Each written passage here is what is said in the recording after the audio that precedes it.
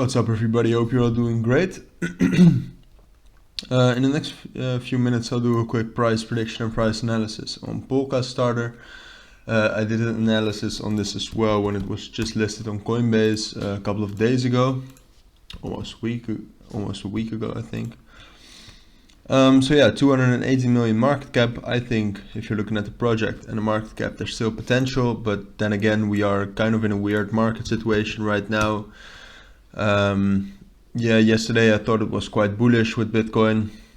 We were at above 50,000, now dropped down to a little under 49,000 again, so it's quite confusing, but I think so yeah, I also have made two different scenarios which I think are most likely with some conditions. So not that it can go up or it can go down, obviously it can, but I'll state some conditions based upon which I think either one is going to happen. So as you see right here, we had a massive move up when it was just listed on Coinbase Pro, I think. So this was Coinbase Pro.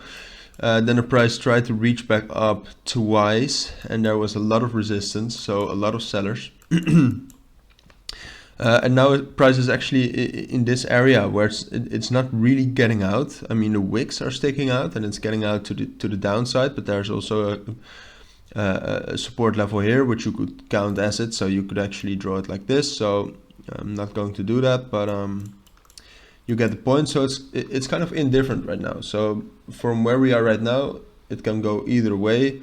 In my opinion, it's looking a little bit more bearish than bullish if I would need to have a bias for it to be bullish. So my first price target would be then 3.88.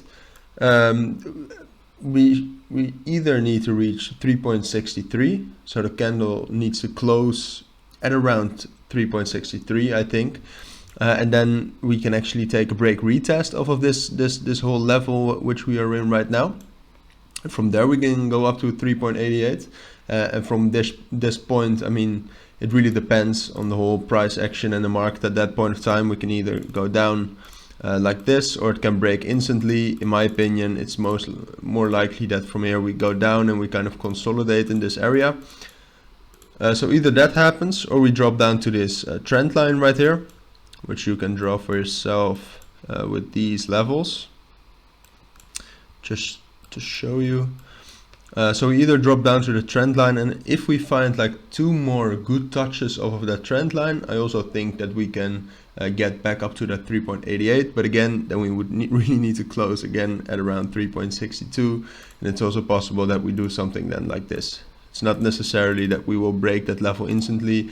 You see that happen more often when it takes a couple of hits of a trend line, that it's more bullish and that there's more momentum in the price. But yeah, in my opinion, as I said, my bias would be a little bit bearish. In my opinion, it's actually more likely that we will maybe stay in this price indifference area for a little while longer, and that eventually we might take one hit off of that trend line or another, but then we will find resistance at 3.5, and that we will actually do something like this. So first drop down to somewhere around 3.0, take a break retest off of 3.22, 3.2, and then eventually I think the next real support where we will test the whole bias again would be 2.84, 2.83. So yeah, as I said, I think that's the most likely. I just think there's a lot of fear in the market. Obviously it's listed on Coinbase, so there's more potential buyers.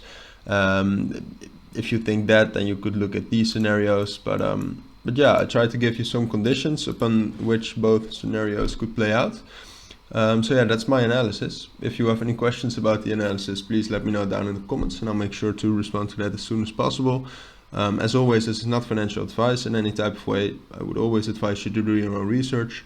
And as for now, thank you all for watching and listening, and I hope to see you all in my next videos. Bye.